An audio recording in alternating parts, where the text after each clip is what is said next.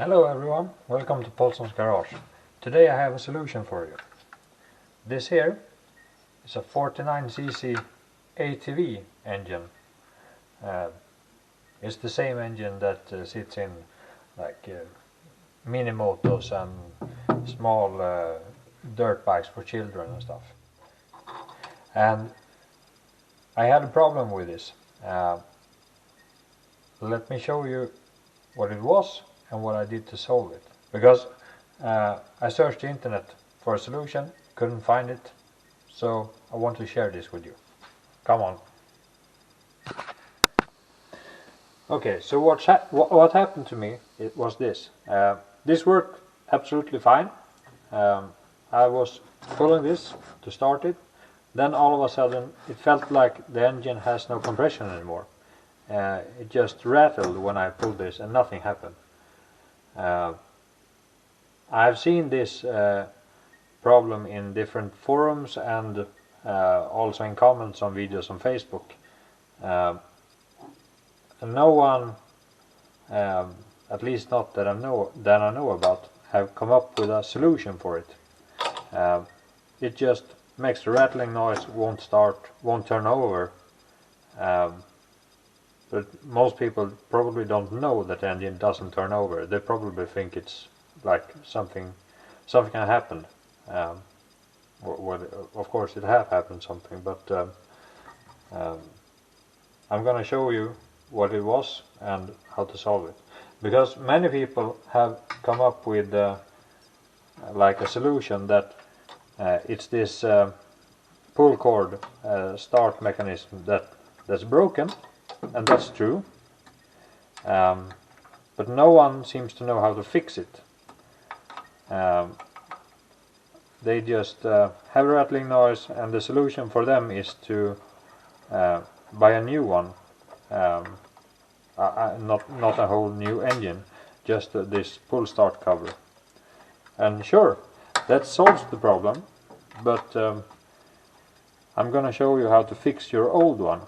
If you don't want to spend money on it, or if you would like to start it this same day, as I always want to.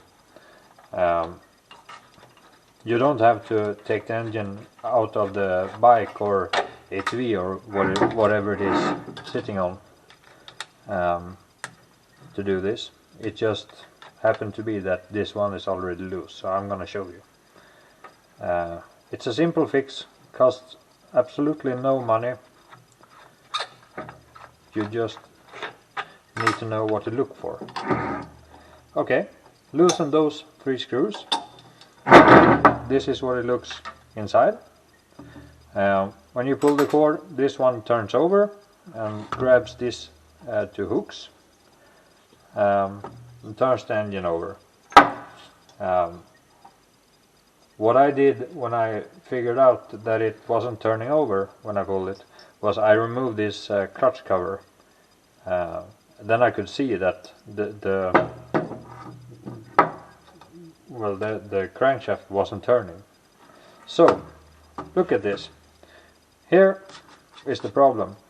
As long as you pull the cord slowly, there was no problem. But if you pulled it quick and pulled it hard to start the engine, nothing happened. So let's put this aside, because this is what you are gonna focus on. In the center here is a screw. To me it's a Phillips. Loosen that. It's okay to do, nothing to worry about. There's a washer, and there's this. There's the washer. There's this. This one is fine. I'm gonna show you what's going on inside here. Here you have a spring. Whatever you do, first, do not lift this once you have taken out this center screw. Don't lift this out, because this I don't know what it's called, like a clock spring or something. This can come loose and it will straighten itself out, and you will have to pull itself, wind it up to get it to fit in here. This thick one that's right here, that's no problem to wind it back together. But if you pull this up, there's another one, much tinier but much longer and much harder to rewind, and that actually helps well, roll in the pull cord. But this spring right here, the thick one, that's your problem. You see? I don't know if you can see. Let me check. Yeah, you can see. Right here, there's a hook at the end. That hook grabs this little, I don't know what it's called, this little hole. And what this spring does is it helps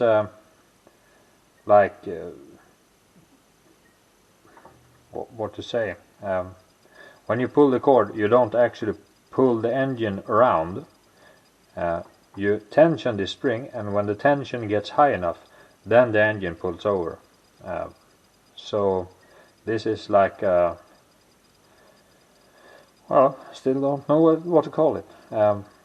Never mind, you get the idea. This is like balance the force of the pull cord, and that end right there grabs together. That's perfectly fine.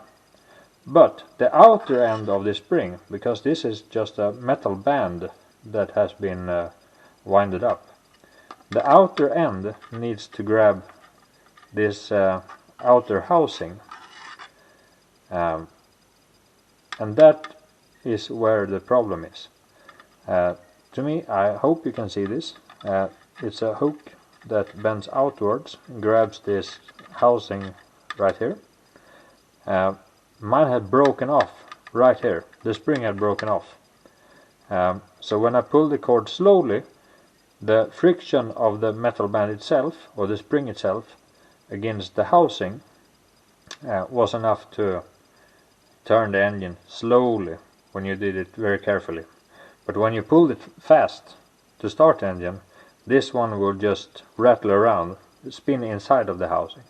So this wasn't grabbing. So what I did was I pulled this spring out. Be careful when you're doing that, because you don't want to lift the housing, because then you have gotten yourself into a lot of work. Try to get the smaller spring at the back side to fit back together. But you can pull it out, use a plier or something. Use a plier to get rid of that little bit that still sits in here that had broken off. Then you have a spring with no hook at the end. So what I did was I bent the end where it had broken off to create a new hook.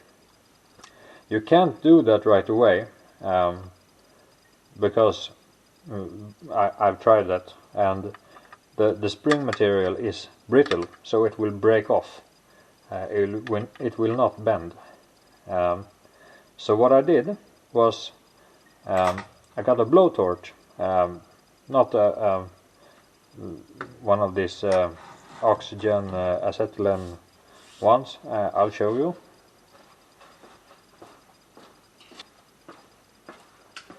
I got one of these acetylene, no, sorry, a propane, butane propane torch, and I heated the end. I put it in a vise, a bench vise, with just like that much sticking up. I heated the end that was sticking up, and when I got this glowing red, then it means the metal gets softer. Then I took a hammer and hammered down to create a hook. Then I moved the spring up a little. Then I took a plier and bended it to a hook. So that's what you want to do. You need to heat the metal. And once you have done that, you can just like wind it back together using pliers. It's pretty strong, but it wasn't that hard, so you should be able to do it. Then you can just knock it down here in the groove where it usually sits, originally sits. And then it's back like this that you see here. With the difference is that now it's grabbing to the outer housing. And then when you have done that, you just take it, put it back together. You match this opening here with a hook in the spring right there. Match it to the center, just like that. Then you take the washer and the screw, put it back in, take a screwdriver, screw it back together,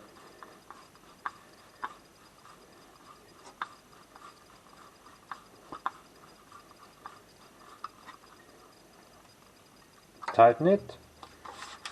Now it's fixed. Now the spring grabs in both ends. If you are careful and not lift the housing, the spring inside here that pulls the cord back in is still working. Mine is a little too long, but I'm not gonna do that all over again because of that. It's too much work. If you let it go like that, it's okay. And then all you have to do is mount it back on the engine. Fairly easy. Should be.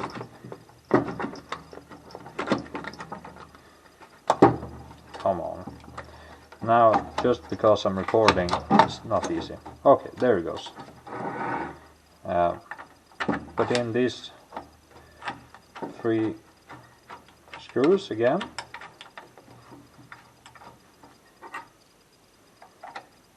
I've seen people ask about this phenomenon, and yeah, sure, you could just order a new one of these covers, engine covers, but I'm more like the guy who fixes stuff instead of just trying to buy myself out of the problem. And as long as you have some basic tools and some way of heating that spring end, this is free. It costs nothing. So once you've done this, the engine should turn over fine, like that, like that. Do not over tight this because it's just a plastic cover, like that. Okay, and that's all there is to it. It's not rocket science. It's a 49cc Chinese engine, so it's very simple. Now it turns over. Okay, that's all you need to do. And now you know everything there is to fix it. Okay, I hope you enjoy this. I hope it helps you, because I've seen people asking questions about it, just as I said. If this helped you, and if you find it interesting, like and share so more people can see it, and have a great day. Okay, thank you for watching. Bye!